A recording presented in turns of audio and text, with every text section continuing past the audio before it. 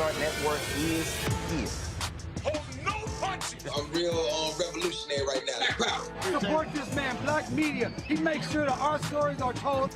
Thank you for being the voice of Black America, Roland. Hey, Black, I love y'all. All momentum we have now, we have to keep this going. The video looks phenomenal. See, this difference between Black Star Network and Black-owned media and something like CNN. You can't be Black-owned media and be scared. It's time to be smart. Bring your eyeballs home. You dig?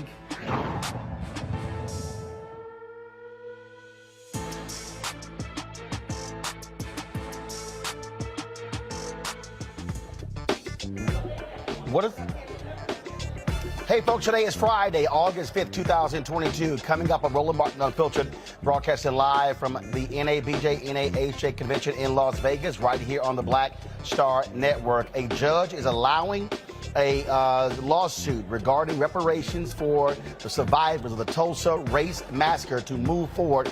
We'll talk with their attorney, Damario Solomon Simmons, right here about what that ruling means. A federal judge is blocking NFL coach Brian Flores from discovery in his lawsuit against the NFL. We'll tell you all about that. A huge jobs report comes out today. 528,000 jobs added last month. We'll talk to economist Dr. Bill Spriggs about what that means. Also, on today's show, in our Education Matters segment, we'll speak with Hayley Dashiell, who serves as the HBCU National Center Program Coordinator, to talk about student ambassadors at HBCUs. Folks, that and a lot more. It is time to bring the funk. I'm Roland Martin Unfiltered on the Black Star Network. Let's go. He's got it. Whatever the miss, he's on it. Whatever it is, he's got the scoop, the fact, the find. And when it breaks, he's right on time and it's rolling. Best believe he's knowing. Putting it down from sports to news to politics. With entertainment just for kicks, he's rolling. It's on go, roll, roll, y'all. It's Roland Martin, yeah.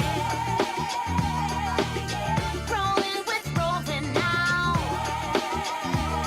He's funk, he's fresh, he's real, the best, you know he's Roland Martin now.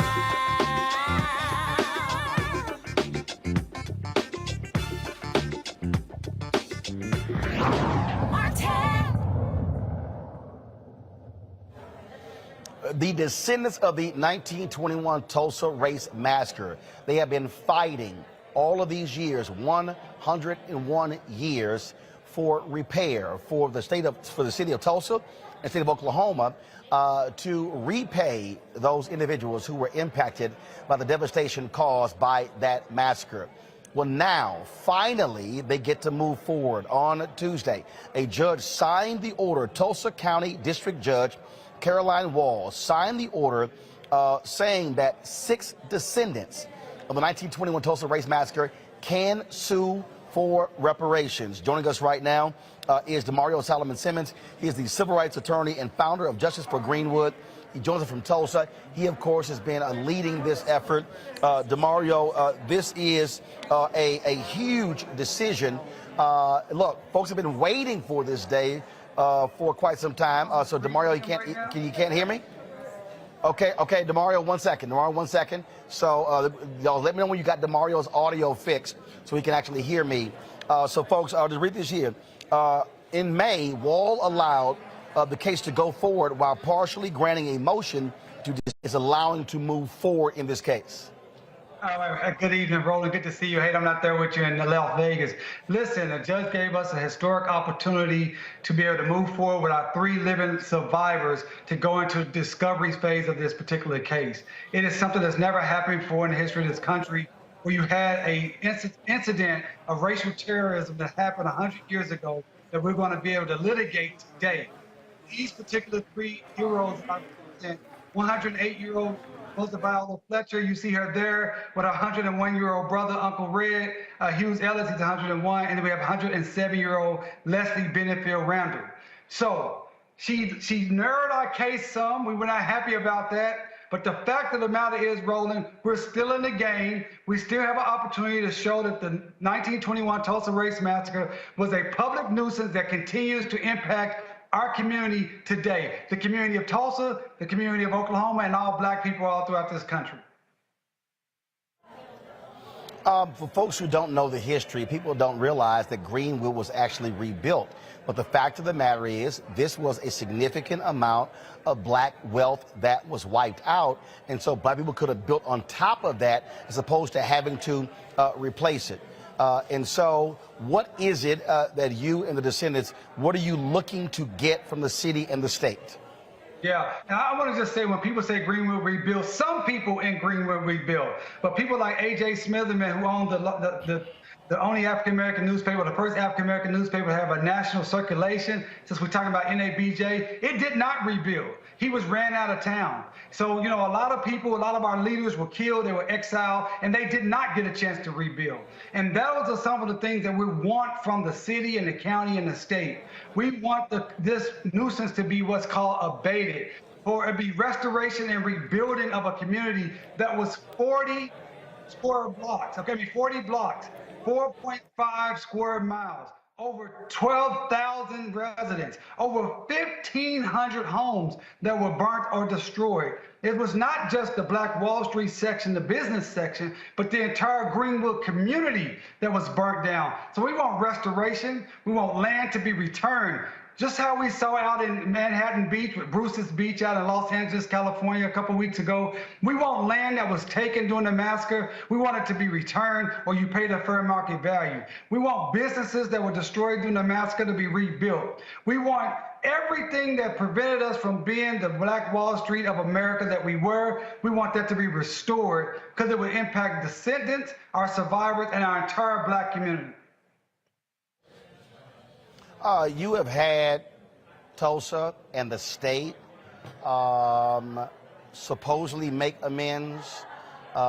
It has been hit and miss. You've had what I say has been, you've had what I call performative politics, if you will, where folks want to say the right thing.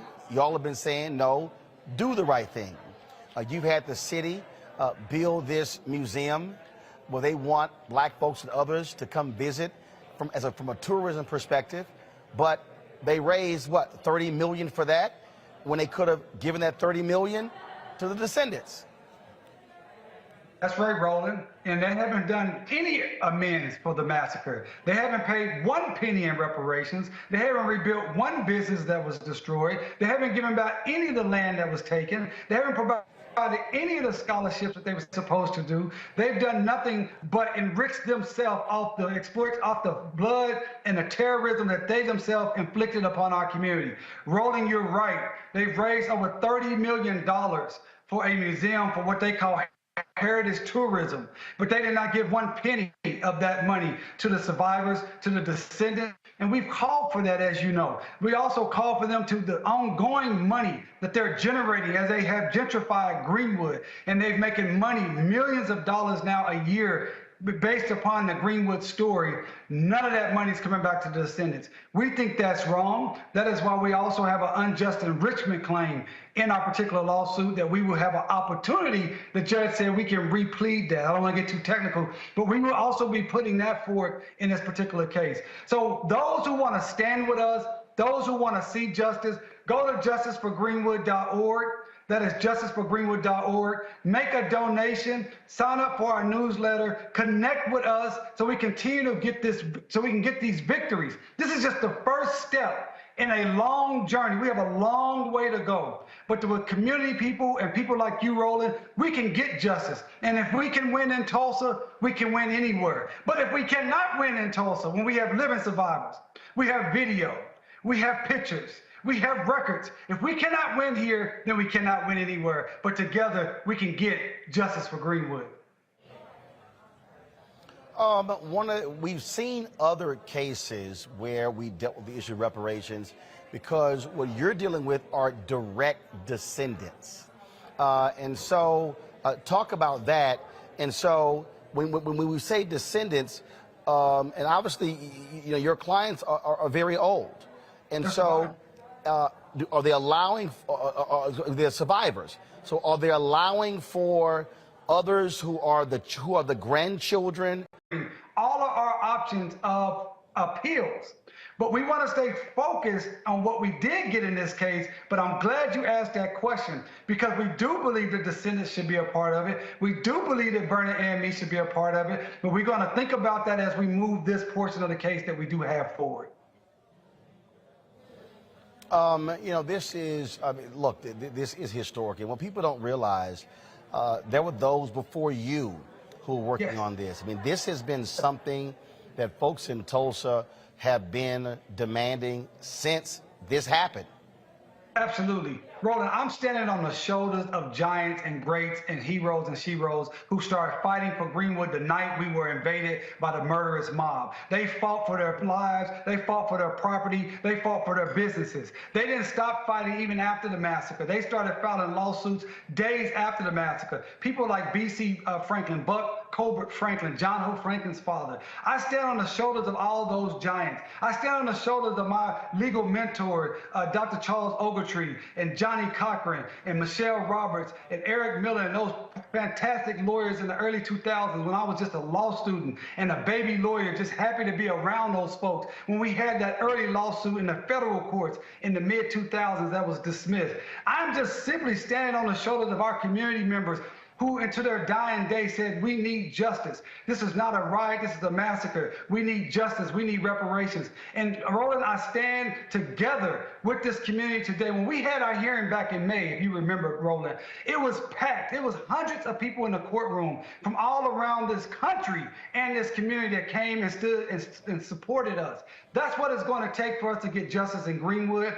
That's what it takes for us to get justice in this country. So yes, I am just now out in front, but it's funny because I have so many people that I'm standing on the shoulders of and standing with. My beautiful, talented, unbelievable team of co-counsel and lawyers from across this country, academics, activists, and regular community folks. We're working together. So while I may be out front and I may be lead counsel, I am certainly not alone. You mentioned Bruce Beach, and when you're talking about these legal battles, you obviously look to other places that serve as precedent. And so what other cases, are there similar examples that you're looking at to assist and help you in framing your arguments when it comes to Tulsa? You know, honestly, Roland, from the litigation standpoint, this is the first time a case of this in this fashion that we know of that has ever been filed asking for a public nuisance based upon an act of racial terrorism, a historic act of racial terrorism. So far as we know, this is the first time that this type of a case with public nuisance as a legal theory was able to move forward. And I'm not saying this is the first time someone has filed a case based upon the violation of our civil rights. Obviously that happens and been happening. But we had to be creative and figure out some way to get beyond the statute of limitations that really stops what should be cases that should be able to move forward. Because, Roland, what I always say, we got to remember in the United States justice system, or so-called justice system, it is about finality and not fairness. They're rather for something to be final and over than to get it right and be fair. So we had to utilize this particular theory of public nuisance, and I don't think it's ever been done before. But we look to places like Bruce's Beach as inspiration. As we say, if that can happen, then we have inspiration that this can happen. And that's why we ask for your audience to make sure you put pressure on the city of Tulsa, on the mayor, Mayor G.T. Bynum, put pressure on the county commissioners, the Tulsa County commissioners, put pressure on the city of the Tulsa County Sheriff's Office to tell them, call them, write them, email them, and say, why won't you do the right thing? Why won't you pay the reparations? Why won't you give back the land? Why are you going to make these people who suffered the massacre and waited over 100 years for any sort of justice in the courtroom, why are you still fighting them? They can make a decision right today, Roland, that we're going to do the right thing. We're going to rebuild North Tulsa. We're going to share some of the money that we have raised and built off your story. They can do this right now and not force us to do the work that's necessary, not force us to spend the millions of dollars in discovery and expert fees that we're going to have to do. We are prepared to do that, But I believe as a community, as our people stand together and put pressure on these entities and tell them that justice for Greenwood must happen now, we may not have to go down that route. But if we have to, we have an outstanding legal team with my co-counsel, Schulte, Roth, and Zabel out of New York, and Professor Eric Miller, and many, many other lawyers. I should start naming names. We're ready to do the work. We're confident to do the work. We've already proven what we can do. We've made history. We've done something that's never been done before in a legal case dealing with a historical racial injustice of our people. We've gotten past a motion to dismiss. This is something that we're... If the per capita values for Black families in terms of net worth and educational outcomes and all of the things that we know historically are disparate are the same in Tulsa, then it stands to reason that the government is going to have a very hard time showing that the city of Tulsa and basically white citizens, non-Black citizens, have benefited from this race massacre. So I think the way that they have styled this is brilliant, and I think that the evidence that will be marshaled through discovery is going to be really, really impactful in proving this case. I think the ultimate question, as he kind of alluded to, will be what does the government do with that? Because the evidence is undoubtedly going to be compelling. But whether they'll do the right thing, I don't hold out hope that that will happen. Michael, when you look at this, and as I said to Damario, I mean, there's so many people. You had the legal dream team of Johnny Cochran. You had Willie Gary. You had Charles Ogletree. I remember them bringing the survivors, many of them who now become ancestors, to Congressional Black Caucus, ALC, bringing them to Congress as well. I mean, they have been fighting this good fight for a very, very, very long time. Yes, they have. And I remember the documentary, Before They Die. They came out, I think, in the 1990s sometime. I remember the fight of Charles Ogletree and others. I've studied the history extensively of the origins of Tulsa, which was founded by Creek Indians around 1834. And when they go into Oklahoma, they take their African slaves with them. And a lot of the early African-American landowners in what became the Greenwood District, North Tulsa. A lot of them got land because of those Black Freedmen Indian treaties of 1866. And last year, Roland, when you were in Tulsa for the 100th commemoration, you actually interviewed a sister who was a descendant of some of those Black Indians, former slaves, who got land from those treaties and their land was taken away. So this has been a fight on multiple levels. I've been following this strategy with the public nuisance. One of the things that I want to find out is what exactly do they have to prove? What's the burden of proof that they have to prove to actually win their case? And the other thing is, I know that in 2021, Representative Hank Johnson of Georgia, House Representatives, Congressional Black Caucus, introduced a bill to try to get reparations for the 3 survivors as well of the Tulsa Race Massacre. So I'm trying to find out where that bill is as well in the House of Representatives. But this is huge for this to be able to advance like this after 101 years.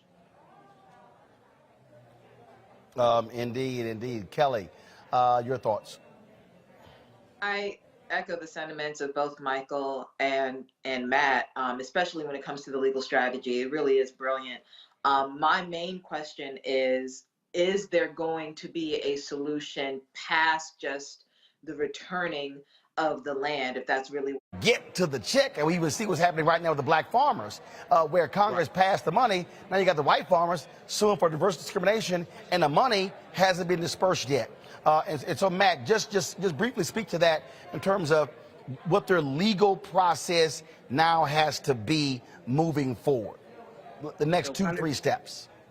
Sure. So kind of to speak to both Michael's question earlier and Kelly's, I think their legal process now through discovery is to be particularly incisive on asking all the important questions to determine exactly how much the city of Tulsa and the state of Oklahoma have benefited from this massacre, because they have to prove that the nuisance wasn't abated. And the way that they do that is they prove that the outcomes for Black people, particularly in that area, have been particularly disparate, and we know that they have, right? That's an easy argument to make because we see it around the country. But now I think it's a matter of social science data. It's a matter of per capita net worth. It's a matter of a number of different things that they can use to prove. And in fact, I actually think that that makes this case maybe easier than it does than in some other cases because it's wide open, the evidence that they can use and the ways that they can prove that the nuisance has been abated. I think the big question will be, what discretion does a jury have to award monetary damages for the imposition of the nuisance, and precisely what is that going to look at? Because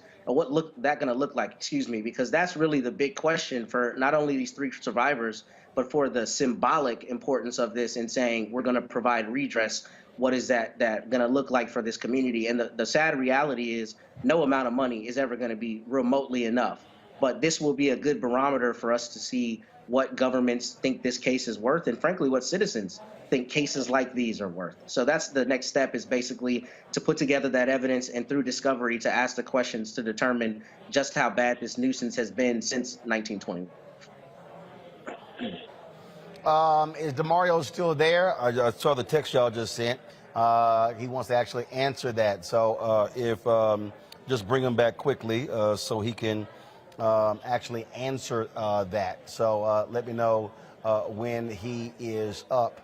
So again, so what I really hope that our audience understands, and this is how I think a lot of people, the people I see on social media who get very emotional about this issue of reparations, without understanding, you're dealing with a legal strategy. You're dealing with a legal process. It's a political process, it's a legal process, and there's all of those things involved. This is why you got to have lawyers doing the work and not just folks out here just saying whatever. Damario, you want to go ahead and address the couple issues? Yeah, I'll get Bobby back. So I think the only thing I heard, someone was asking me, what is the remedies?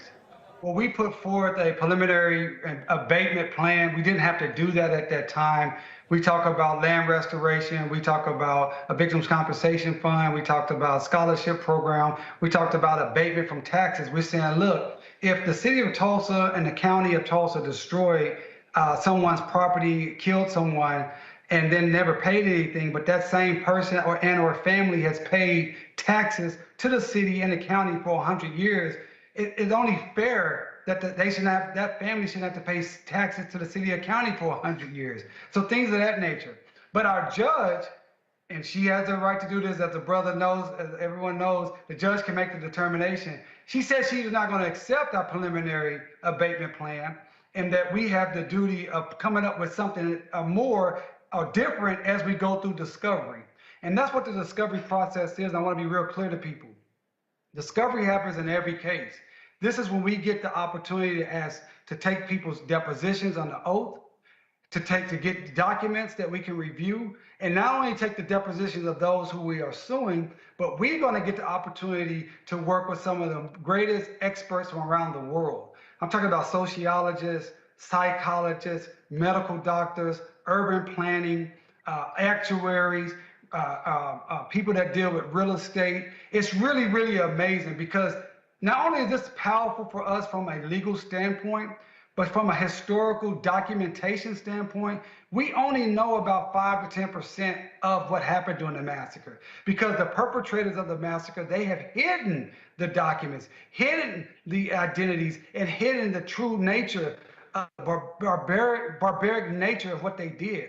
But through discovery, we will have access to documents never before seen. That in and of itself makes this effort worthwhile, but obviously we want to get redress.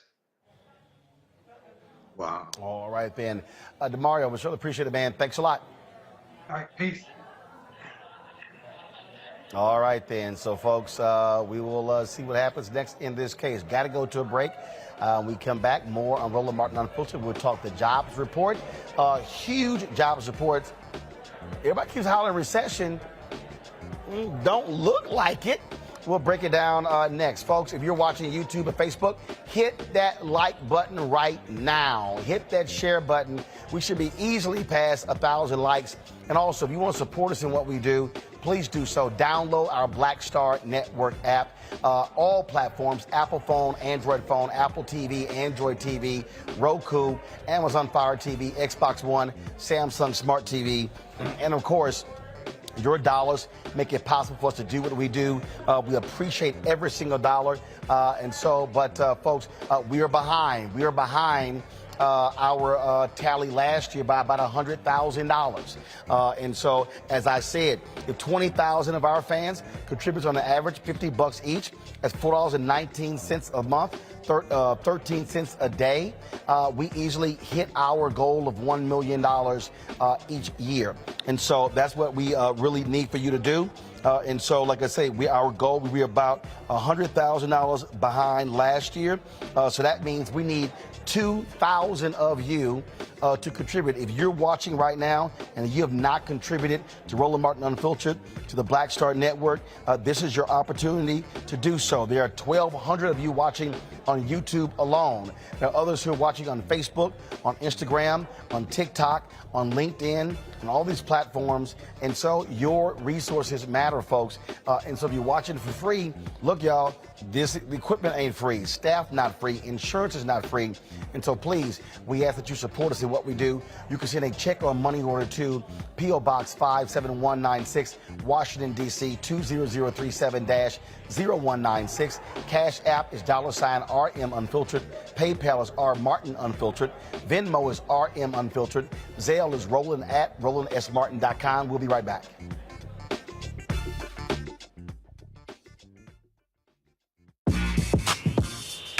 When we invest in ourselves, our glow, our vision, our vibe, we all shine. Together, we are Black beyond measure. Hi, I'm Dr. Jackie Hood Martin, and I have a question for you. Ever feel as if your life is teetering and the weight and pressure of the world is consistently on your shoulders? Well, let me tell you, living a balanced life isn't easy. Join me each Tuesday on Black Star Network for A Balanced Life with Dr. Jackie. We'll laugh together, cry together, pull ourselves together, and cheer each other on. So join me for new shows each Tuesday on Black Star Network, A Balanced Life with Dr. Jackie.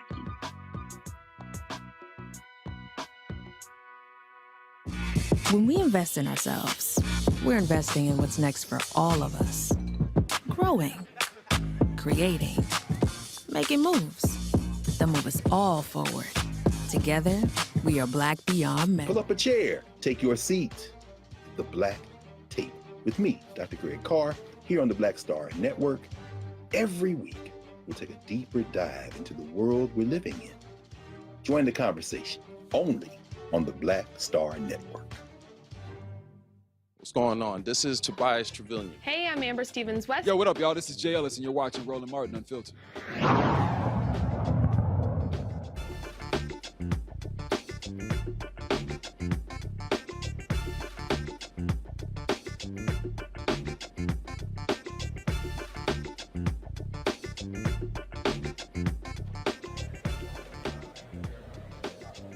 All right, folks, welcome back to Roland Martin Unfiltered right here on the Black Star Network. All right, folks, let's talk about the issue of abortion, and that is the Indiana House has passed a bill that would ban nearly all abortions in that state, sending that bill back to the state Senate to confer on House changes. House members on Friday advanced the near total abortion ban 62 to 38 with limited exceptions, including in cases of rape and incest, and to protect the life and physical health of the mother. The measure now goes to the Senate.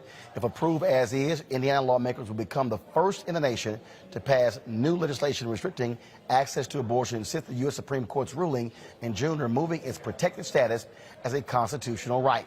Yesterday on the House floor, House Democrat John Bartlett proposed an amendment to the bill that shook the room ahead of today's vote. And he basically says, okay, y'all want to go after women? Let's go after men. We're forcing young girls to be mothers, but not forcing the men to be fathers. This bill makes it illegal to prescribe, distribute, supply erectile dysfunction drugs or sexual impotency drugs. If, in fact, an unwanted pregnancy is an act of God, then impotency must be an act of God. I think that there should be some onus put on the men for these pregnancies. And I urge you to vote for this amendment. I will measure my comments just because I don't want to get in trouble. So at this time, we'll just leave it at that. Please oppose this amendment. Further discussion on the amendment. Some may think this is a joke, but it takes two people for a pregnancy to come about.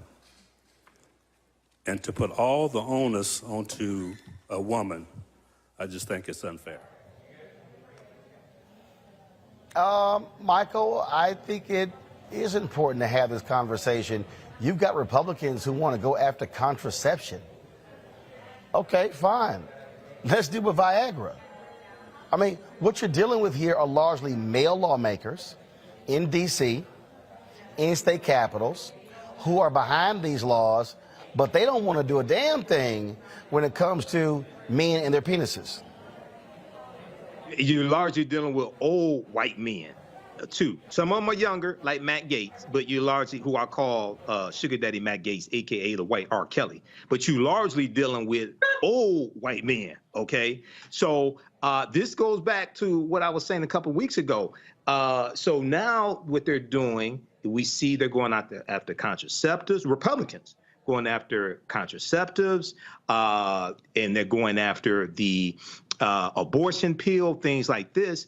And a lot of this has to do with white male patriarchy, misogyny, and wanting to have control over women's bodies, taking this back to before the 19th Amendment, taking this back to the 1800s. Actually, 1868 was actually referenced in Justice Alito's opinion.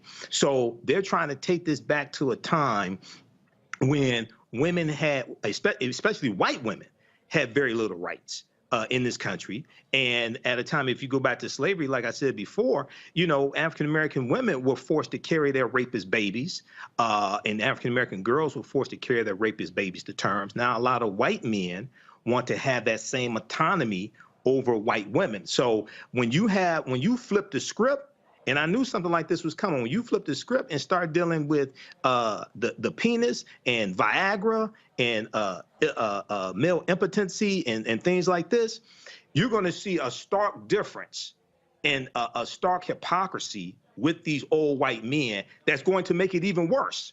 Because what we're seeing now, Roland, New York Times has an article about this from today or yesterday, how a lot of these Republicans like Mastriano and some of these other Republicans are trying to now moderate their staunch stance on abortion because now they have to go to the general election. They're the dog that caught the car, and now they really don't know what to do with it. So this is, there was a poll that showed how women's reproductive rights or abortion is #2 behind the economy when it comes to the 2022 midterm election. I think by November is going to be #1.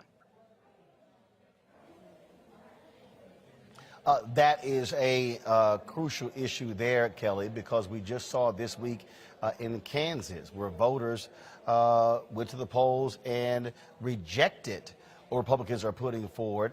That has sent shockwaves across the country, but they were extremely smart in how they also marketed what the change of the Constitution could mean. And what we're now seeing, we're seeing 538 say Democrats could very well hold onto the House and the Senate. To Michael's point, we are seeing how significant the issue of choice is going to impact this election. In fact, yesterday, you look at the results in Tennessee, there were a number of hard-right Republicans who lost elections in Tennessee. There is significant blowback, especially in the suburbs of this country.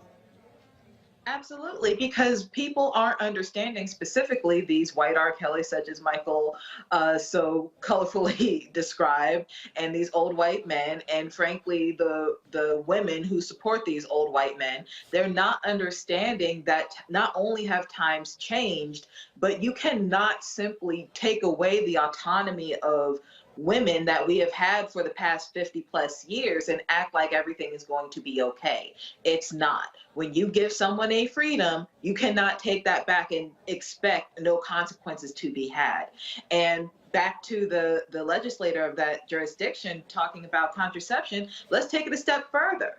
You know, because like I said, people aren't thinking about this. If you really want something inside of you that is really just a conglomerate of tissue to have autonomy such that the woman who's carrying said conglomerate of tissue cannot abort it, let's give that conglomerate of tissue a social security number so we can collect taxes on it. Let's give the pregnant woman license for HOV lanes, even though there's one person in there. If it's a HOV too, she's technically having a second person in the car. No one's talking about that. No one's thinking about everything that's going to be impacted by way of taking away a person's freedom and infringing on their right to privacy in so doing. So I just hope that people come out to the polls, people vote against this archaic, asinine, and frankly just dumb perception of what is life, what isn't life, what women can do, what women can't do. I'm team mind your business. If it doesn't concern you, leave me alone. Leave me and my body alone. And frankly, the people of America are speaking now, specifically in Kansas and other jurisdictions that are having primaries right now. People are speaking out, and they're tired of it, myself included. Matt, when you talk about this issue, this is where on the political front, if you are liberal, if you're progressive, if you are Democrat, you could have a very winning message based upon the type of overreach of the far right. And I think that's what we saw in Kansas. It's been very interesting watching white conservatives like Eric Erickson try to downplay it by saying, oh, this is what the Supreme Court wanted. They wanted the states to make these decisions. Okay. You start seeing wipeout of Republican leadership, and you're absolutely right. They're going to start trying to walk back, and the other thing is here, because it used to be, hey, they were against abortion, except in the case of incest and rape. Mm-hmm. Now they're passing these laws saying no, incest and rape, forget it, no exceptions. That to me is also a huge part of this blowback. I think so, and I think, Roland, I saw a graphic that said if you extrapolated those Kansas results out to the rest of the country, something like 80% of American voters would have rejected that proposition in Kansas. So I think, one, that's proof positive that the American people at large don't want this, number one. And as Michael and Kelly alluded to, I think what's especially smart or obvious about this is that they did not consider all of the things that would flow from this, i.e., whether a fetus, or even before that point, is a person for the purpose of the HOV lanes, is a person for the purpose of life insurance, and all the other things that come with personhood. So it's clear they didn't think beyond just the political point of this. And I'm glad you mentioned this, because I was on a political call today, and someone mentioned a commercial I haven't seen yet, but apparently the Democrats here in Texas are running a commercial where a husband and wife are talking about what they need to do with their doctor, and their doctor basically indicates that they need to have a procedure.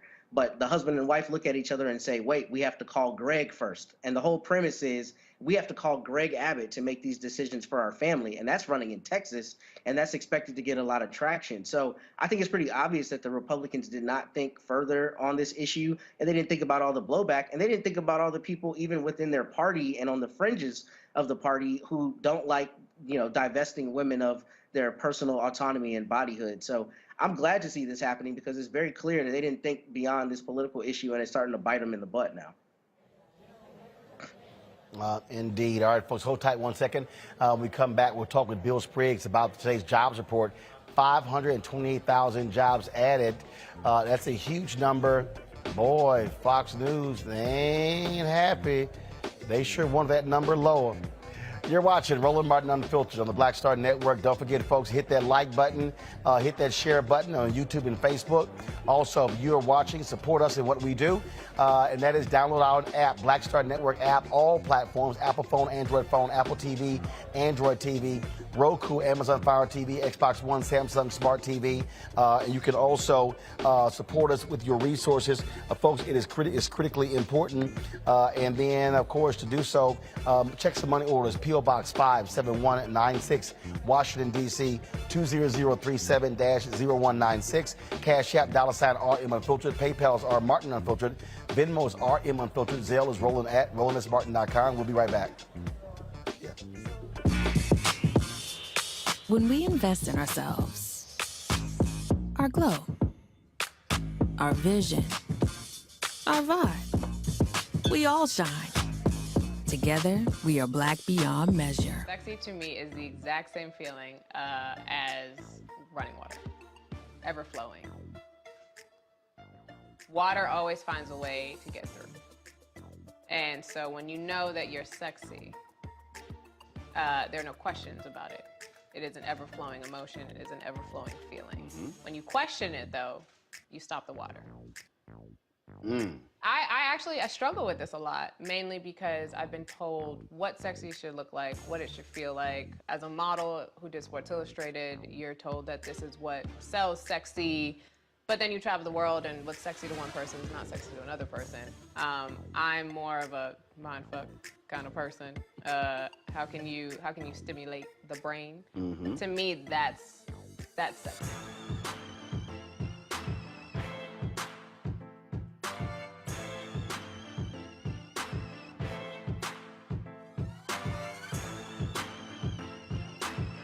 When we invest in ourselves, we all shine. Together, we are black beyond measure. We're all impacted by the culture, whether we know it or not. From politics to music and entertainment, it's a huge part of our lives, and we're going to talk about it every day right here on The Culture with me, Faraji Muhammad, only on the Black Star Network. Hello, everyone. It's Kiara Sheard. Hey, I'm Taj. I'm Coco. And I'm Lily. And we're SWV. What's up, y'all? It's Ryan Destiny, and you're watching Roland Martin Unfiltered.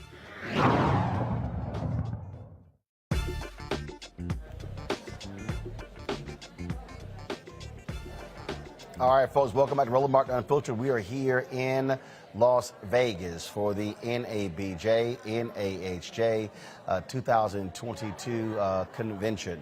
We're here in the student projects room. This is where our students do work on the broadcast for the convention. This was an initiative when I was a national student representative, actually got passed. Sheila Brooks, she was the one who conceived the idea, but our board would not put the money behind it. When I joined the board in 1989 as a student rep, we actually got it passed and got the money for it. And so thought it was a great opportunity to go full circle to be able to to broadcast this show from this particular space, especially considering the first student project that we had in 1990. I was the first anchor of that particular project, so certainly glad to be here. All right, folks, let's talk jobs. Every first Friday of the month, jobs reports come out, and it was a big number today. 528,000 jobs were added last month. Man, conservative media have been hot and pissed off all day, not liking that. They have been yelling and screaming that we are headed for a massive recession. Well,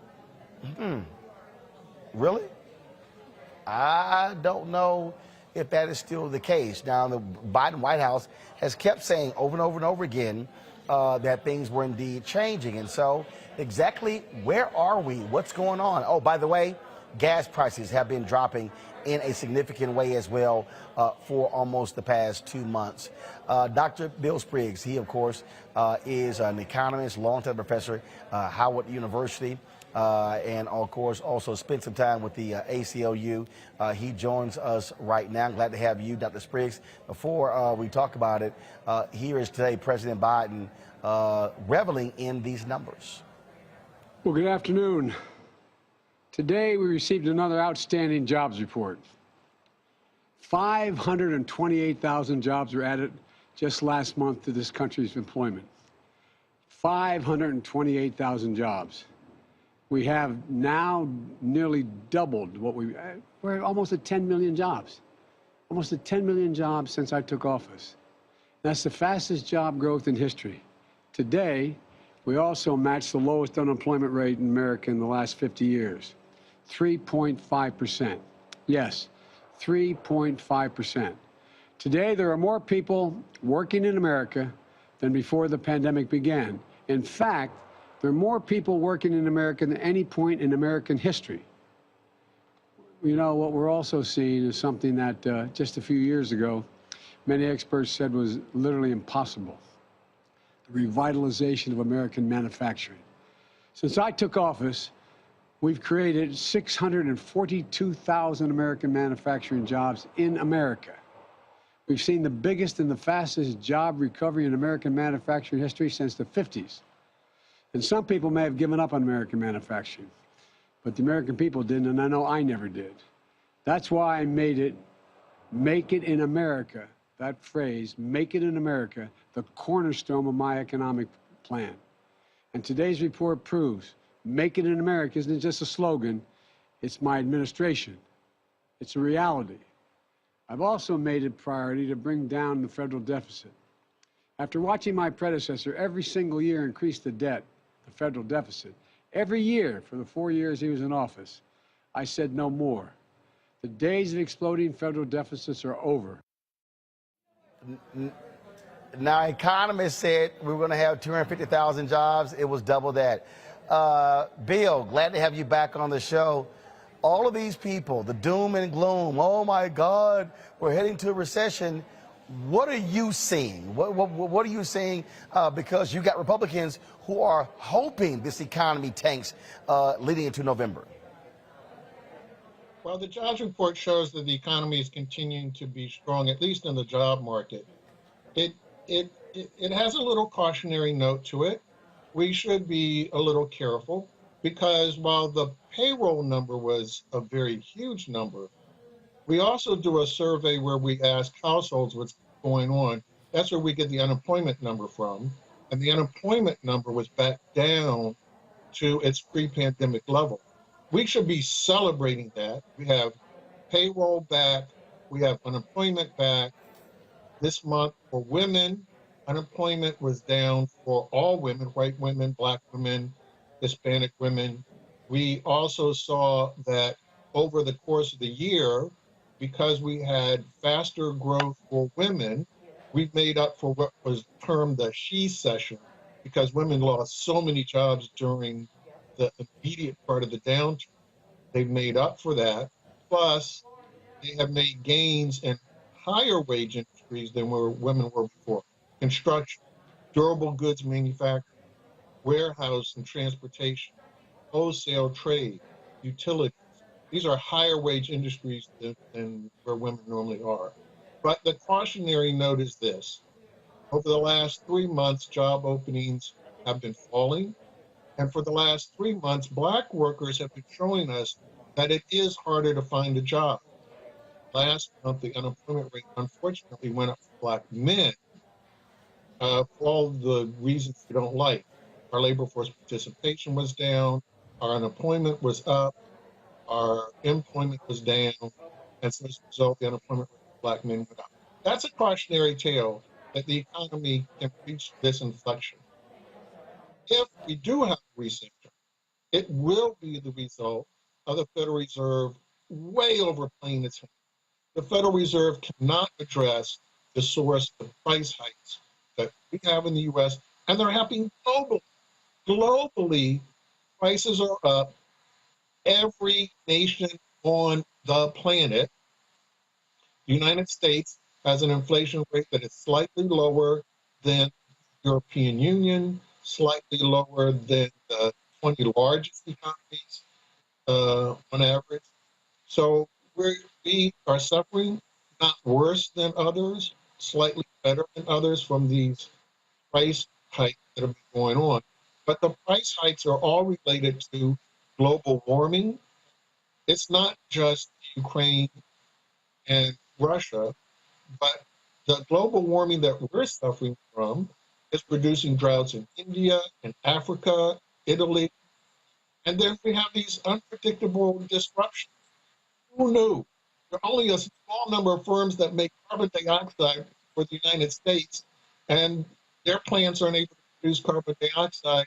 And now we're facing prices for all sorts of products, from beer to soda to actually meat slaughter, because they use carbon dioxide to knock out animals at some of the slaughter plants. We all had the infant formula crisis before. All of these things because our supply chain is so fragile. So the Fed cannot affect those things. The conservatives are jumping up and down, taking away the party. We shouldn't be celebrating today the fastest recovery from job loss on record. In 2 years, we have the share of Black men who are employed back to pre-pandemic levels, and that was in 2 years. Normally, that takes 8 years. So Bill, the point that you just make, again, as I look at what's happening with the economy, and I've seen Robert Reich, I've seen a lot of his posts. In your estimation, do you believe that there are companies that clearly are taking advantage of what's happening right now, jacking up prices? The profits of these oil companies have been staggering. And when you look at how the gas prices have been, the barrel of oil, how they've been dropping and how they compare to actually gas prices, there's a significant gap there as well. So are companies, are they jacking up these prices and keeping them up to fatten their pockets and saying, screw the consumers? And obviously that's bad news for Biden, because he's getting tagged and saying, oh, it's your awful economy. And how do you also explain these job numbers and other positive economic signs, but then people still saying, oh, the economy is terrible, it's so bad, it's so awful? It seems weird. Well, it is a weird economy, but going forward, we're going to have to get used to these kind of shocks to prices, because what we're seeing this summer, global warming is real. It has real effects. So apart from the fuel, the food prices are going to be erratic going forward. And these horrible storms like the flooding that you see in Kentucky, the next flood could be wiping out those carbon dioxide firms in Jackson, Mississippi, for all we know next time. There are so many shocks that can happen because of global warming, but the economy itself is healthy.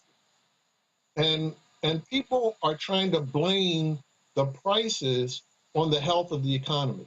They're trying to say the economy is too healthy, but that's not the case. And definitely we don't want to slow down people getting back to work and people getting employment. So they are blaming the health of the economy and trying to turn ice cream into something you wouldn't want to eat.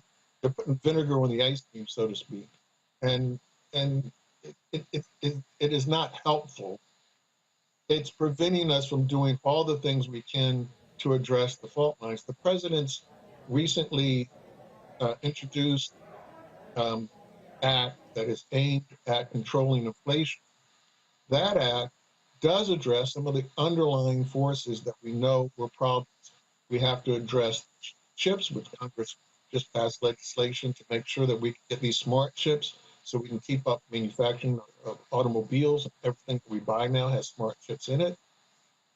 You need to keep healthcare costs down.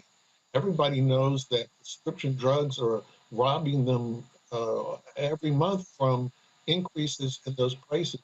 That legislation controls the price that elders will pay for prescriptions, and it will give us a chance to put the genie back into the bottle, where these drug companies thought that they had the right to just any price they wanted. We're supposed to print money for them to meet their price. We're going to put rationality back. That's really important. So there are some key things that are going to make things better. Speaking of the companies profiting, we're going to finally have a global minimum tax agreement that's been agreed to internationally. We're playing our part in the U.S. That legislation ties that in. So in the past, yeah, Shell and Mobil and all of the rest of them, they would have a boom year like this, and then they would pay no taxes because they were carrying back losses from when the economy was worse, and they would get away with no taxes. You go, how did they make billions of dollars and pay no tax. So this is going to assure that every billion-dollar company pays a fair share of taxes to every, not to allow companies, to go escape, claim that, we're really Irish. We don't need to pay American taxes. We're really not American, even though every, patent we hold is an American patent. Got some questions for our panelists. Let's go right to them. Michael M. Hotep, your question for Bill Spriggs. Dr. Bill Spriggs. Hello, Dr. Bill Spriggs. Good to talk to you again. Question for you. Looking at the jobs report, we see that inflation is declining a little bit, according to the Washington Post, and also we see a healthy job number. We saw that the labor force participation rate dropped down to 62.1% from 62.2%. Can you explain the significance of the labor force participation rate? Why it's so significant? It's not just the top number, 528,000 jobs, but that's also a factor. Can you talk about that, please? Because the labor force participation is an argument that economists have. How big is the labor market? So when you have an unemployment rate that's very low, 3.5% is a record low number, then you're going to have a lot of economists say, well, we're done. That, in their mind, is full employment, and pushing any more in the labor market, trying to add any more workers to having a job, in their view, is only going to bid up wages. And so the argument is, what is the size of the labor force? And so if the labor force participation can't get any bigger, that's it. People aren't going to join for whatever reason you want to give, whether it's they're afraid of COVID, they can't find childcare, they want to retire, any of those things, then you're saying, well, we can't add any more jobs because that's the number of people who are out. And people like me, of course, every time we have a recovery, we have this fight. They're not coming. The argument is always, they're not coming back. That's it. There are no more workers. And then lo and behold, the labor force participation number goes back up. So that's why that number is key. For black workers are exceedingly sensitive to, are you hiring? Because if you're not hiring, there's no point in me looking for a job.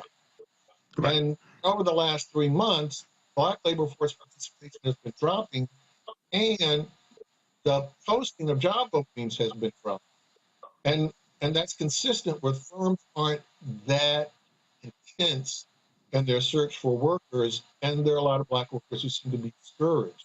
But being discouraged, it can be reversed, especially in the case of black workers. All you have to do is start hiring us again, and then we'll show up.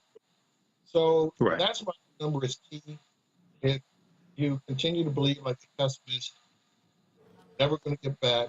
In terms of normally we look at the prime age workers, those who are 25 to 64, and that number is getting close to the pre-pandemic level.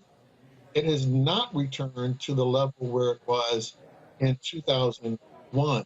I mean, yes, in 2000. Sorry. Yes, way back in 2001. I mean, we're 20 years behind getting our labor force participation back where it's supposed to be.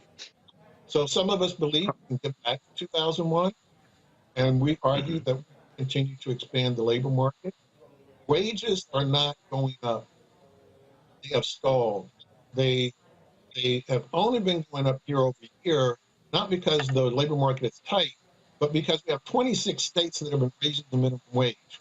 So if you look year over year, then you're going to see a big jump because you certainly see the effect of these minimum wages.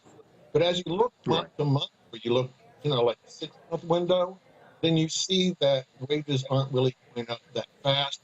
They're going up around 4%, which is consistent with the healthy labor market. Only problem for workers is that prices are going up 8%. Right. So 9%. The purchase has been falling for workers. And so it's this whole issue. Are wages being pushed up because the labor market is too tight? Are any more workers to come back? Or are they all gone? How sensitive are workers to actual labor market conditions? All of these are the things that we look at for signs whether there's more room for the labor market to continue to expand. I would argue that there's still space left. Black labor force participation can go back up once hiring picks back up again at a faster rate. You know, this get heartburn. People didn't like this 500,000 job came, but there's still room for more people to get a job. All right, let me go to Kelly. Kelly, your question for Bill. Kelly? Sure. So really quickly, of course you see in the news and the like, even though this jobs report came out today and it's great, you know, people should be happy about that. The narrative is still we are entering a recession. Even though the numbers don't appear to be that way, we frankly have never been in this situation before where frankly 500,000 people in our workforce died because of COVID. So I guess my question to you is, with everything going on, with the numbers looking good, but we're still in this predicament of not really being able to afford basic needs such as medicine, food, gas, and the like, even though some of those prices are going down, they're not going down fast enough for American people to take advantage of it. Is it possible for a recession to look different, or recession light, something to that effect? What does a recession look like to you, and is it possible for that vision to change to match this narrative that people are spewing right now?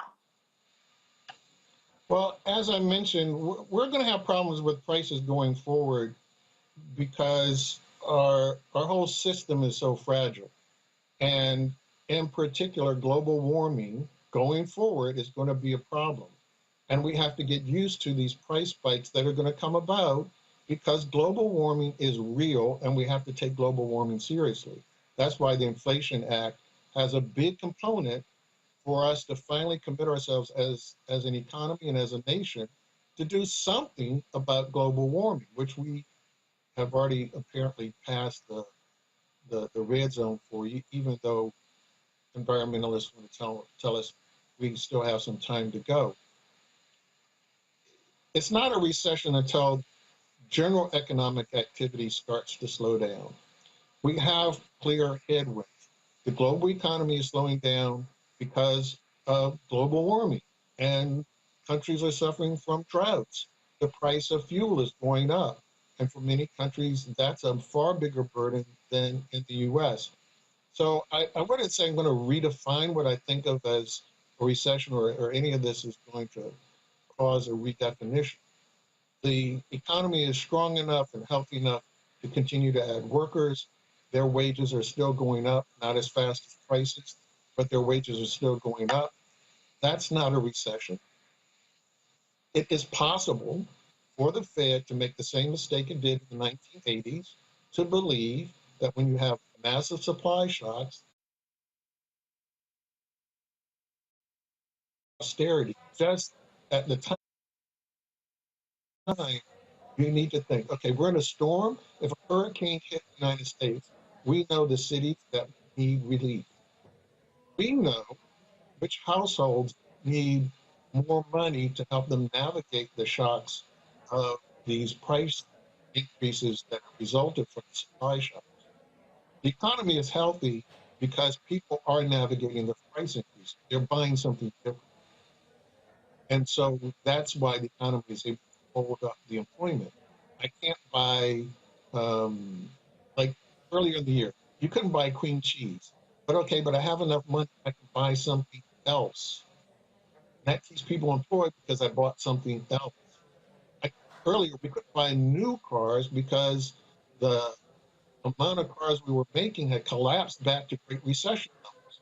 So people bought used cars. People were paying more to get their automobiles fixed. That kept people employed.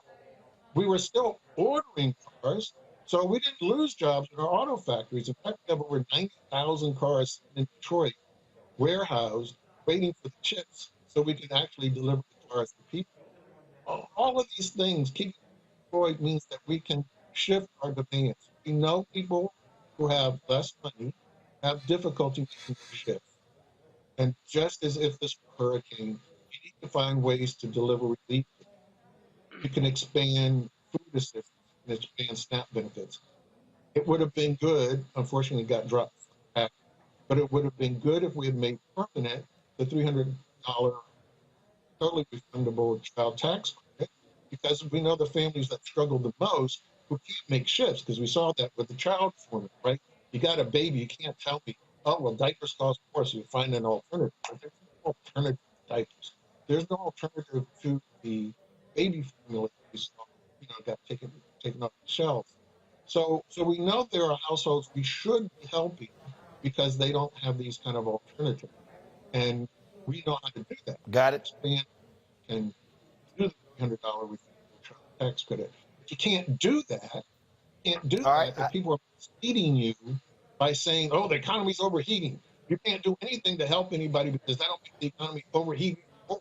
So we can't deliver the type of that we need to be delivering right now. And most importantly, that other countries are doing. So throughout Europe right now, they have been delivering additional help to low-income families because they know that low-income families are having a hard time being able to afford substitutes for when there are shortages. Okay. All right, Matt, got your question. I got 2 minutes. I got a next guest lined up. And so, Matt, quick question, Bill, quick answer. I got to go to break. Sure. Very quick question, Dr. Spriggs. I know that in this jobs report, government jobs are down almost 600,000 jobs from pre-pandemic levels. Does that, in your estimation, pose an opportunity for Black people in particular?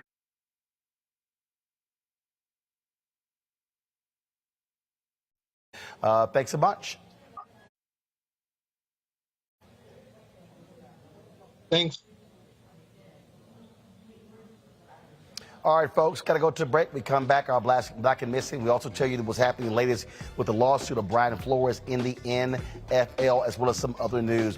Folks, don't forget, we need all of you, you're watching YouTube, hit the like button, y'all. We should be at 1,000 likes already, okay? Why am I asking y'all for the second time? Hit the doggone like button. This is real simple. We had a little more than 700. It's 300 more to go. Just hit the button. It's real simple, okay? Same thing on Facebook. Hit the share button as well. Folks, download the Black Star Network app, please. We need to have way more downloads. This allows us to be able to build our capacity with our app to be able to, when we go to our advertisers, we're able to show what our downloads are and show what our viewership is. And so Apple phone, Android phone, Apple TV, Android TV, Roku, Amazon Fire TV, Xbox One, Samsung Smart TV, that's all the apps. You also can support us. Trust me, folks, I'm telling you, we're $100,000 down behind from where we were last year. We appreciate every dollar. If 2,000 of you contribute $50, that means that, which is all we ask for the year, that's $4.19 a month, 13 cents a day. Keep in mind, you're getting this show 2 hours a day. You're getting Faraji Muhammad show 2 hours a day. You're getting Deborah Owens' Wealth Building show on Mondays. Dr. Jackie Hood Martin's Wellness Balanced Living show. You're getting Greg Carr's Historical show. You're getting Stephanie Humphreys' The Pivot show. You're getting Rolling with Roland, our interview series with some phenomenal folks. We've got great interviews coming up. Sally Richardson and Flexi Alexander. We have Ray Chu. We got so many folks who are coming up. Again, Laz Alonso, Michael Ealy. Folks, you're getting all of that. I'm purposely not charging people a subscription. And so what I want to do, I want August to be a $100,000 month. I want 2,000 of our fans contributing, hitting that $50 number. Trust me, that is crucial for us to continue to do and build what we're building. Folks, I'm here at NABJ. And listen to me. I'm telling y'all, and I'm working on this right now. And I'm going to tell y'all right now, I am working on, as we speak, locking down and launching a 24-hour Black Star Network channel. That means we will be on a number of those streaming services. So in addition to the app, we have the 24-hour streaming channel. And so then that means you'll see our program that's going to be going continuously. So I told you what we are building. We're building something here that is for us and by us. You are a huge part of this. Trust me, I'm talking to advertisers as well, but I need your support in doing so. So in the month of August, I'm looking to get 2,000 of our fans contributing $50 each or more. If you want to give more, that's great. If you can't give more, you can give less, that's fine. But I'm looking for 2,000 of our fans to contribute at least $50 this month for us to hit $100,000. And I want to hit $100,000 in August, September, October, November, and December. And trust me, folks, the things that we got going on, I got 2 other shows in development, another daily show. I've got another weekly show. Trust me, the things that we're building are absolutely amazing, and this is about Black-owned media. And trust me, I'm giving these advertisers hell. I'm sitting here at NABJ. I'll be talking to some potential sponsors as well. And so these things are happening. We need your support. And so please, Cash App, money order, P.O. Box 57196, Washington, D.C. 20037-0196. Cash App is $RM Unfiltered. PayPal is R Martin Unfiltered. Venmo is RM Unfiltered. Zelle is Roland at RolandSMartin.com. We'll be right back. When we invest in ourselves, our glow, our vision,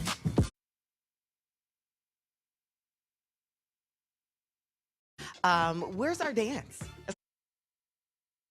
It's like we get a dance in every time I see you.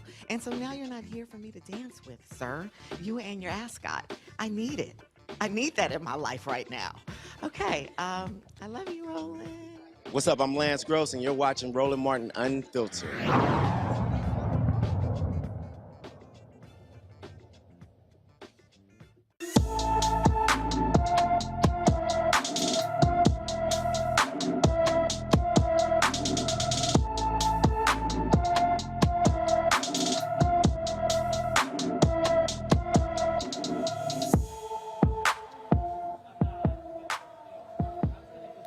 All right, folks, Sade Alston has been missing from Columbus, Georgia since July 25th. The 17-year-old is 5 feet 6 inches tall. She weighs 120 pounds with black hair and brown eyes. Anyone with information about Sade Alston should call the Columbus, Georgia Police Department at 706-653-3150. Let me say it again, 706-653-3150. A city in California has reached a settlement with a wrongfully arrested black man. Folks, first of all, the city of La Mesa, California has agreed to pay Amari Johnson $125,000 in a lawsuit filed by Johnson that former officer Matthew Diggs used excessive force and wrongfully arrested him. Before a settlement was set, U.S. District Court Judge Jeffrey Miller dismissed the case set for a trial in mid-November. The city will pay $50,000 of the settlement, while their insurance will cover the remainder. Folks, U.S. District Court judge has denied representatives for NFL coach Brian Flores' request to obtain discovery before arguing against the NFL's attempt to take the case into arbitration. Flores sued the NFL and several teams for racial discrimination against minority executives, including himself. In a statement, Douglas H. Wigdord and John Elefakaris, Flores' attorney, stated, "We are confident that we will defeat the efforts of the NFL to move this matter into a private and confidential arbitration behind closed doors. It is obvious that the NFL is trying to hide behind the arbitration process and avoid public scrutiny of the racial discrimination and retaliation claims we have brought. If they are confident in their defenses, they should let the process play out in court so the general public can see. The response to the motion is due to be filed by August 19th. The reply from the NFL and the teams that have been sued is due on August 26th. A family in South Carolina has filed a federal lawsuit on behalf of their loved one who died in custody at Alvin S. Glenn Detention Center. 27-year-old LaShawn Butler was arrested and taken to jail for traffic violations on January 31st. Butler was found dead on the floor of his cell covered in rat bites. A coroner ruled his death a homicide, with the cause being dehydration. The lawsuit says Butler was denied medical care and was in a mental health crisis when he was arrested. 2 other inmates have died at this facility this year. And folks, here's a sad case of flying while black. 2 Sudan-born American men were speaking and texting in Arabic when they were removed from their Alaskan air flight 2 years ago. Another passenger alerted the airline staff of them utilizing their native tongue, and the staff member forced them off the plane. Abokar Dira and Mohammed El Amin are suing the airline for discrimination, and they are still traumatized from the incident.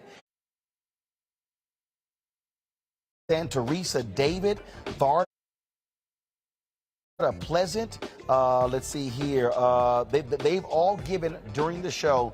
And so, again, everybody who gives is going to get a shout out on the show as well. And so, again, we want to get, let's see here, also, let's see here, hold on. Joyce Johnson just gave on Zelle. And so, again, we're going to be tracking these, giving you a daily update. Again, 2,000 people, $50 each. You want to give more, that'd be great. There are less number of people. You give less, we understand. But the goal is to hit $100,000. 2,000 people times 50 is 100,000. Folks, it's $4.19 a month, 13 cents a day. That's all it costs.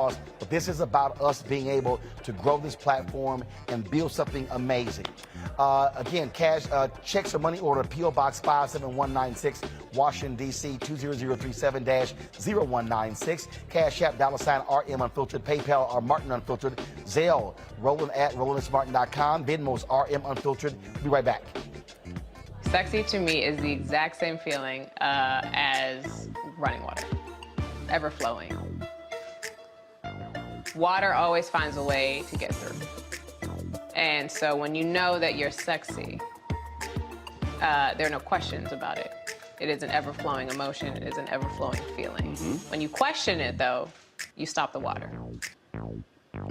I struggle with this a lot, mainly because I've been told what sexy should look like, what it should feel like. As a model who did Sports Illustrated, you're told that this is what sells sexy, but then you travel the world and what's sexy to one person is not sexy to another person. I'm more of a mindfuck kind of person. How can you stimulate the brain? To me, that's sexy.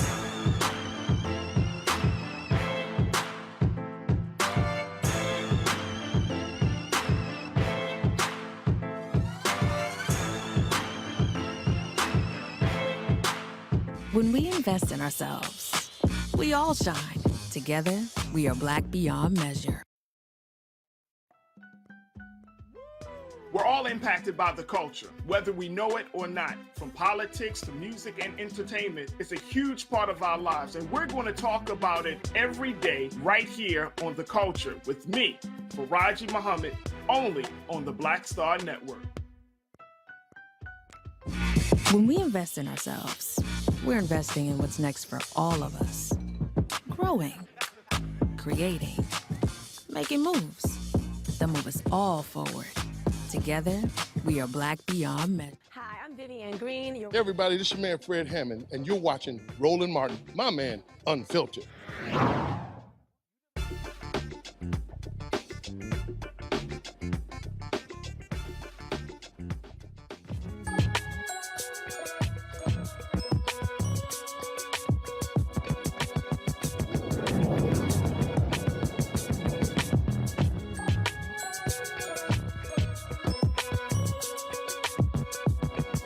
A D.C. couple offered a spare room in their home to help a student interning on Capitol Hill for the summer. Today, the couple has founded the Washington Intern Student Housing Program, which has provided temporary intern housing to more than 100 colleges and universities worldwide.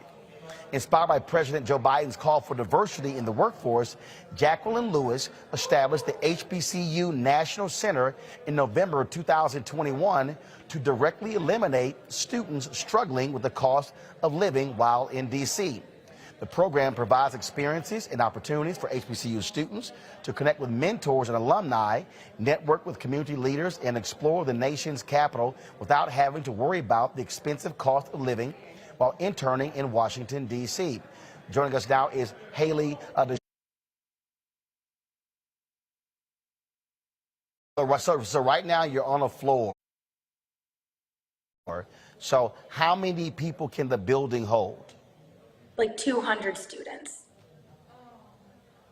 So you're looking to fill that up. Which means you have available room, but you need the people, right? Correct. Now, Yeah. is there a cost for the students? I mean, who's paying for this? How does that work? No, there's no cost. Once they receive the grant, it's considered fully paid for. The HBCU National Center is founded through the profits of WISH. So we make the money through WISH and use that to funnel into the HBCU National Center. So let's just say, so perfect example. So let's say if I have, so this year I have 4 interns. I've got a student from Howard, I have a student from Morgan State, and then one from Norfolk State, and then one from North Carolina A&T. So let's say I have 4 interns who are HBCU students, but they're all from somewhere else. And so let's say again, if I provide the paid internship, how would I or someone else connect with you to be able to work and link those students up to provide a place to stay?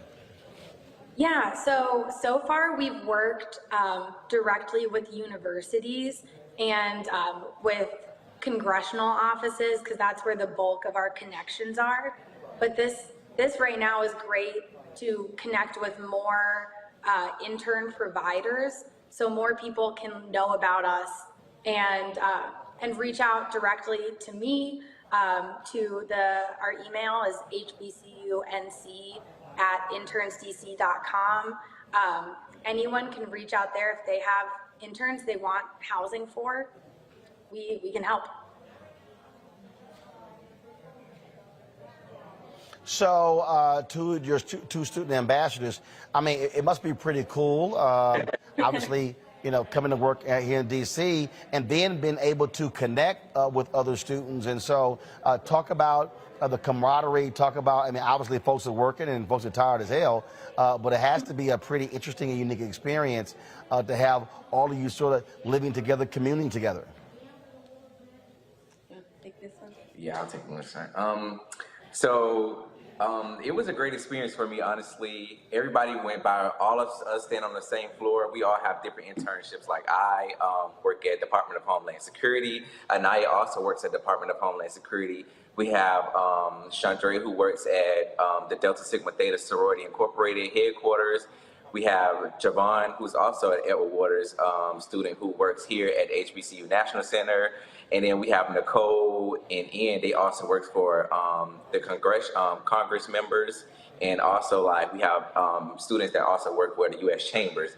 So all us come from different states. Majority of us come from different states. Like I came from Alabama, Naya came from Kentucky. We have one that came from Louisiana, one that came from Dallas. So we are all from different places. And I just feel like, it made us like a family together. Like we were all in this place staying here together. We all stayed on the same floor, so we all connected with each other. So if we needed something, we always were like a door away from each other. So it was a real great experience,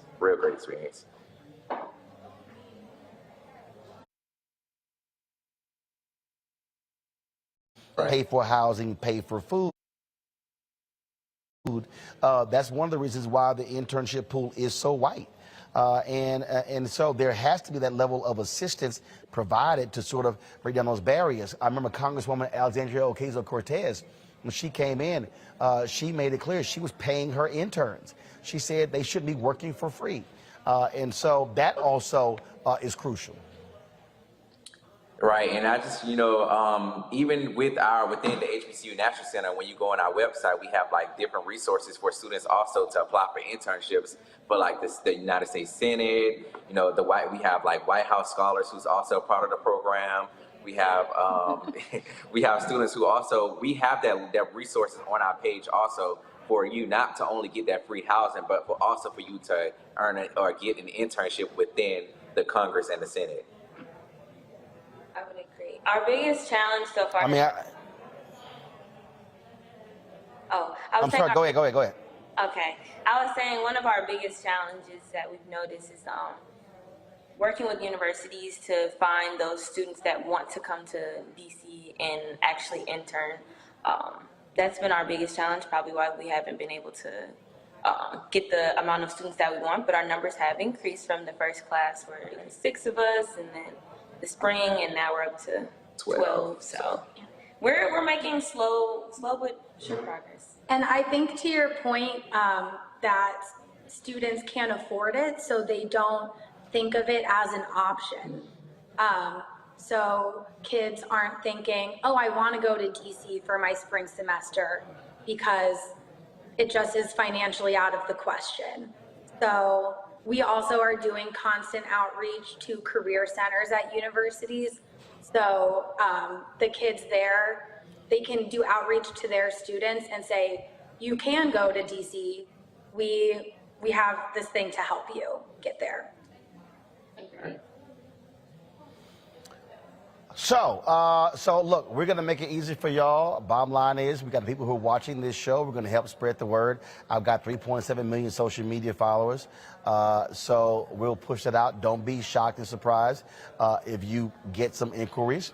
Because I just think this is a great idea.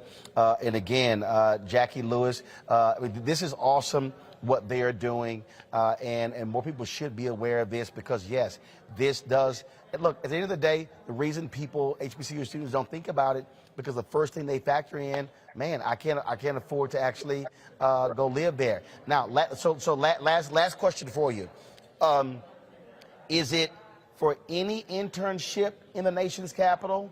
Obviously, Sidney worked with my show, so it's not limited just to on Capitol Hill, correct? Yeah. Correct. You can intern anywhere. Like me and Mashawn said, we both intern for Homeland Security. Sidney interned with you. If they have any internship here in DC, they're able to stay with the HBCU National Center. Wow, that is absolutely awesome. Again, I love it. This is a great idea. We'll push this thing out. I appreciate y'all housing Sidney. Hopefully she learned something in her internship. Today's actually her last day. She's here in Vegas. She's behind the camera. Sidney, walk out here.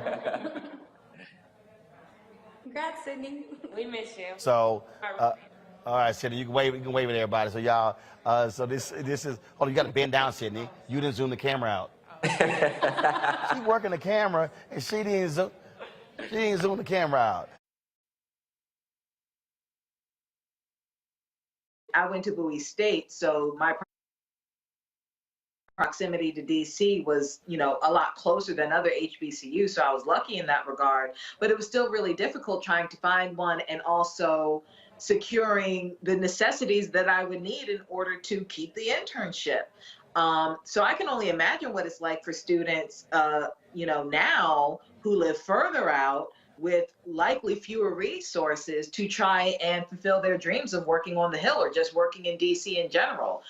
Programs like this are vital to students at HBCUs, and I'm happy that it exists. I wish I knew more about what exactly they need to sustain this program and to expand this program, because they need all the help that they can get. Because what I would love to see is it being fully funded between, like a stipend for transportation, housing's covered. What about food? What about other needs? Because things are more expensive in DC than, say, southern states and the like. So I would love to see something where the student is covered in a holistic point of view, like 100%, where they don't need for anything. But this is a fantastic start, and I'm extremely proud of those who started this program because it really is needed.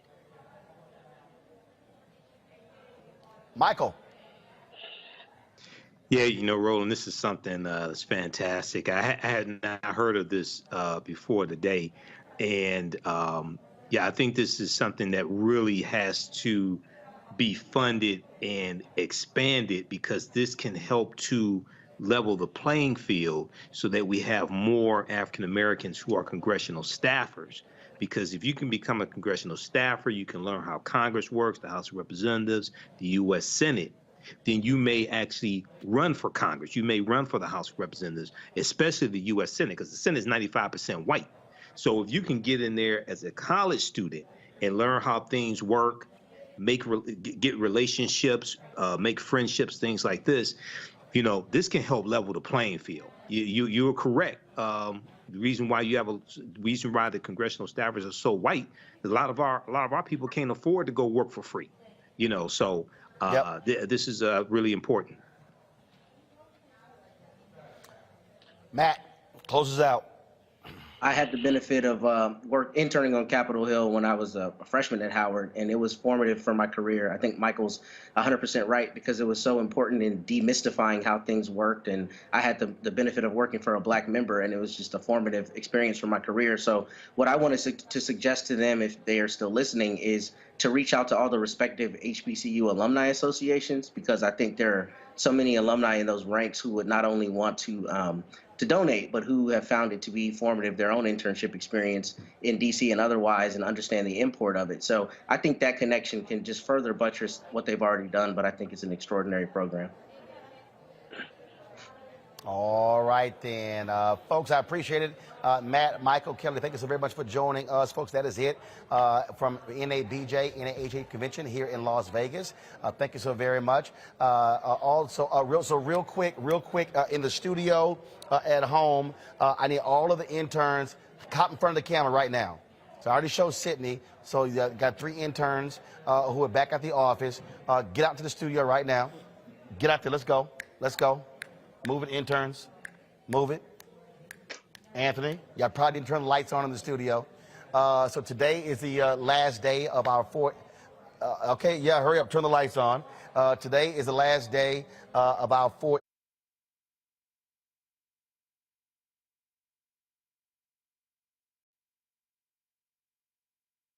You got a little alpha wristband. How you, man, I'm gonna have to explain. I wore a wristband, I wore a lanyard, and I wore a couple t-shirts. I'm gonna have to let you know. You're gonna have to do better. Frat, you're gonna have to do better than that. Okay? You gotta represent a whole lot better. All right, y'all. Again, let me thank our 4 interns, and let me thank. He didn't reveal it publicly, but there's a major entertainer. He put the money up for 3 of our internships. There's a major entertainer who put the money up of 3 of our interns, and I did. So what I'm gonna do is I'm gonna have them. Y'all gonna write this person individual letters, and then I'm gonna deliver it to them. So I haven't revealed his name, but when I brought on Sidney, I said, hey, I'm trying to find the money for the other 3. And he said, don't worry about it, I got it, and wired over the $30,000 that paid for those other 3 internships. And so that was just awesome that actually happened there. All right, folks, that is it for us. I got to go. I got stuff to do. Carol over here, y'all, is sick. I'm about to make Carol real sick because a few moments ago, my frat Lionel Richie hit me up, and I got tickets. He said I can go to tonight's show or tomorrow night's show. He's in Vegas. John Legend's here tonight. I was texting John yesterday, and then I